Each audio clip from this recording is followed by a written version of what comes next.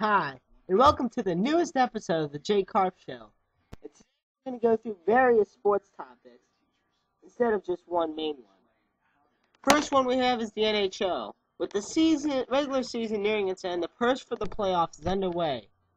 Teams such as the St. Louis Blues, New York Rangers, and Pittsburgh Penguins are vying for their number one seed. However, many teams such as the Capitals, Toronto Maple Leafs, and Los Angeles Kings are trying to make one last push to make it in the playoffs. This season has been full of surprises, from the Blues' amazing tandem goalie duo of Halak and Elliott, to 40-year-old Ray Whitney having a career season, to the fall of Sidney Crosby, the late season collapse of the Maple Leafs, and another losing season for the Blue Jackets. I will say this, though. The Blues, Rangers, Canucks, and Red Wings are the four best in the NHL, in my personal opinion, with the Bruins and Penguins and Senators not too far behind. Now, the four teams really trying to get a number 8 seed is Buffalo, Toronto, Washington, and Winnipeg for the Eastern Conference. Toronto, despite being in 12, still has a good shot, but with the loss of Joffrey Lupul for 4 weeks, it has cost them greatly. It should be an interesting race to the playoffs. Next up, we have a historic anniversary to announce about. Last week, on March 2nd, 1962, Wilt Chamberlin set the single-game scoring record in the NBA by scoring 100 points for the Philadelphia Warriors in a 169-147 win over the New York Knicks. The game wasn't televised, and no video footage of the game exists. In fact, the only thing that does exist of it are audio recordings of the fourth quarter. Bet the NBA feels like real idiots now. Now next, this is probably one of the more serious incidents in sports right now. An NFL investigation produced troubling findings that between 22 to 27 defensive players on the New Orleans Saints maintained a bounty program during the past 3 years, which was administered by now Rams coach Greg Williams, and included payments for injuring opposing players. According to the league, other defensive coaches had no knowledge of the program administered by Williams. The Rams released a statement from Williams in which he said, quote, "I want to express my sincere regret and apology to the NFL, Mr. Benson, and the New Orleans Saints fans for my participating in the pay-for-performance program while I was with the Saints. It was a terrible mistake, and we all knew it was wrong while we were doing it. Instead of getting caught up in it, I should have stopped it. I take full responsibility. I am truly sorry. I guarantee I will never participate in or allow this kind of activity to happen again." Yeah, well, at least he's not saying that he wouldn't be saying that if Sue and Harrison were on his team.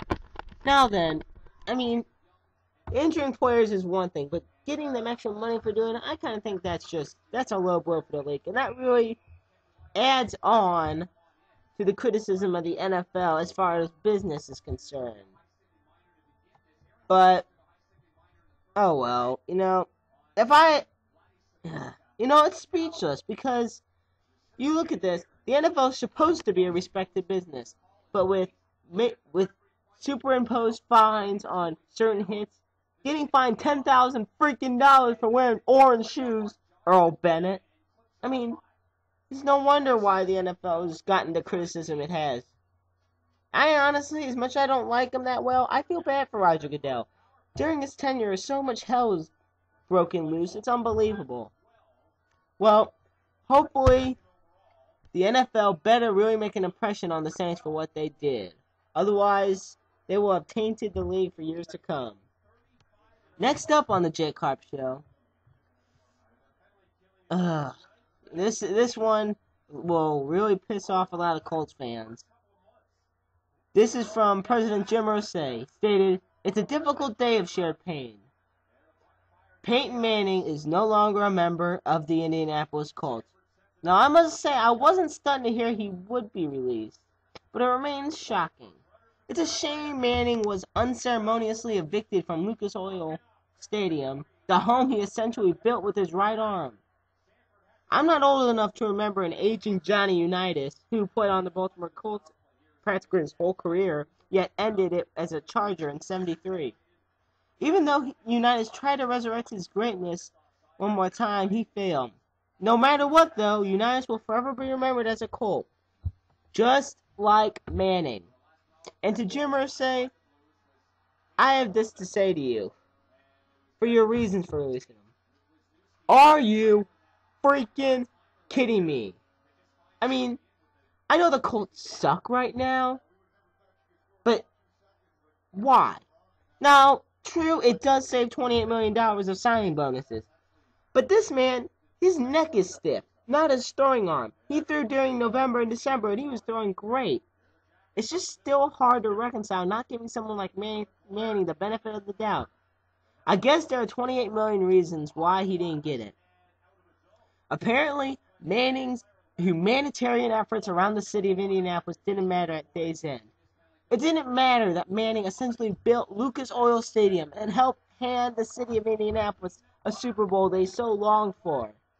At day's end, it didn't matter that Manning started 208 consecutive games over his 14-year career. And it didn't matter he set numerous records as a Colt and has arguably cemented his place as one of the best quarterbacks ever to call a play in the NFL. It's unbelievable. It's sad. I think he should retire. I respect Peyton Manning, but I think he should retire because if he has a horrible year, like Brett Favre, he had one good year at the Vikings, he came back the next year, let's not get into that, and then he got his ass kicked. I mean, I don't want that to happen to Manning. We'll see. But I will say this. Oh, before I forget, the Colts also released Joseph Adai, Curtis Painter, and Dallas Clark. Anyone else thinking 1-15 here? Yeah. And I kind of am sick of all this Andrew Luck hype. Okay, he's arguably one of, not the best college football quarterback. You know who else was a great quarterback? Ryan Leaf. With the draft coming up, everybody's going to say, who's going to be the next Ryan Leaf? I'm not saying that's going to be Andrew Luck. What I'm saying is, don't expect Andrew Luck to be the messiah of the Indianapolis Colts. Now, when it comes now about the draft, this is old news as far as last night's concerned, so it's kind of new still. The Washington Redskins, because as you know, the Rams have been trying to get their second overall pick traded for quite a while now. Well, the Redskins got it. But guess what they had to give? 3 first-round draft picks, 2 of them, in the next consecutive years, and a second-round pick. This will backfire on Washington. Now, for Browns fans, I feel bad because you guys aren't going to get RG3. Unless Washington actually gets somebody else, they're going to get RG3, Robert Griffin III. But even if they do, they still have many flaws on their team. Unhealthy running backs, unhealthy receivers, a horrible offensive line, and a non-existent defense. Now, as for the Rams, well, they're pretty much set for the next few years. Just get a few good players, and you got yourself a new franchise. Well, before we go, we have one more topic to talk about. March Madness. Oh yeah, March Madness is coming up. With tournament about to begin, many teams such as Missouri, who are now the Big 12 champions for the final time, as I should say, but teams such as Duke, North Carolina, and Syracuse, they're all aiming to get to the finals. Final 4, and then the final 2, as you know, in the championship. Well, it's been a very interesting college basketball season, but I'm not going to get too detailed into it just yet. Wait till the tournament unfolds, and then we'll see what happens. But to summarize, it's been an interesting week in sports. Very interesting. Well, that about does it for today's episode of the J-Karp Show. I'll see you next time.